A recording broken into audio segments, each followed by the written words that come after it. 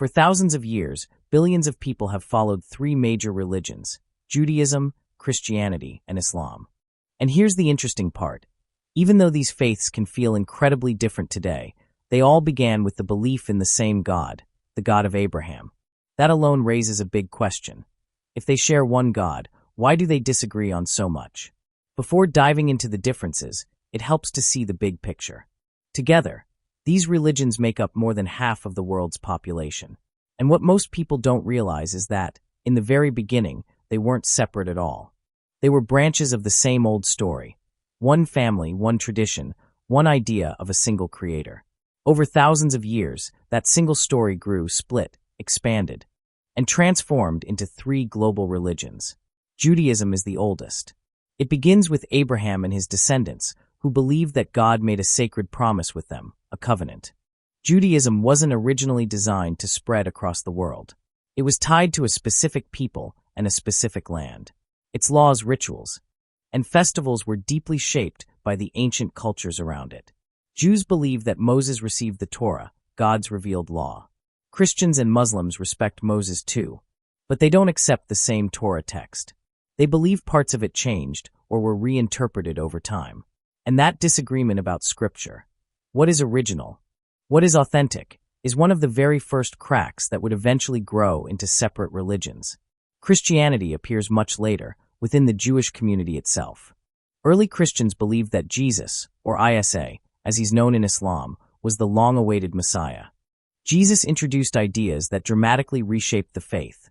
A new covenant open to all nations, a focus on forgiveness through faith, and a mission meant for the entire world.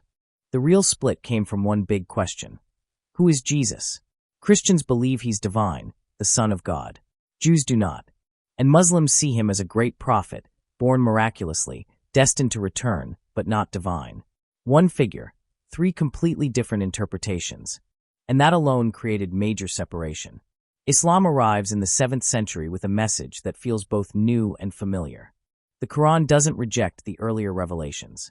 It actually confirms them, the Torah, the Psalms, the Gospel, saying all were originally sent by God.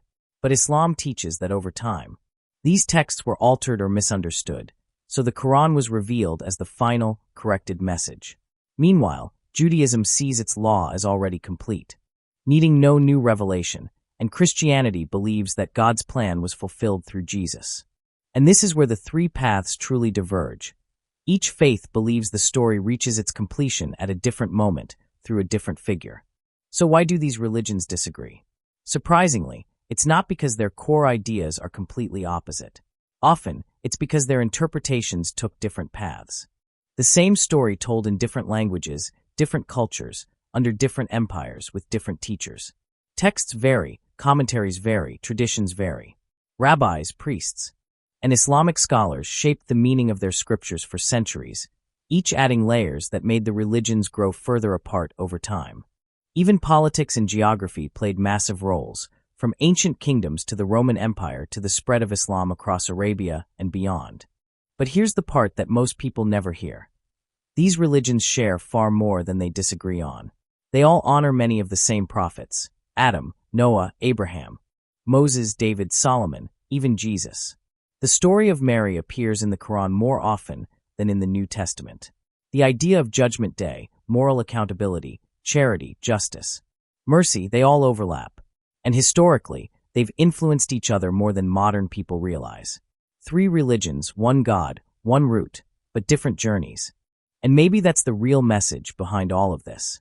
Even if people follow different books, different traditions, or different interpretations, every one of these faiths insists on the same core truth: be good, be fair, be compassionate. Humanity has argued for thousands of years about details, but the heart of the message has always stayed the same. So perhaps the important question isn't why these religions disagree, but why they all agree on what truly matters: living with justice, kindness, and mercy. If we hold on to that, our differences become something that teaches us, not something that divides us.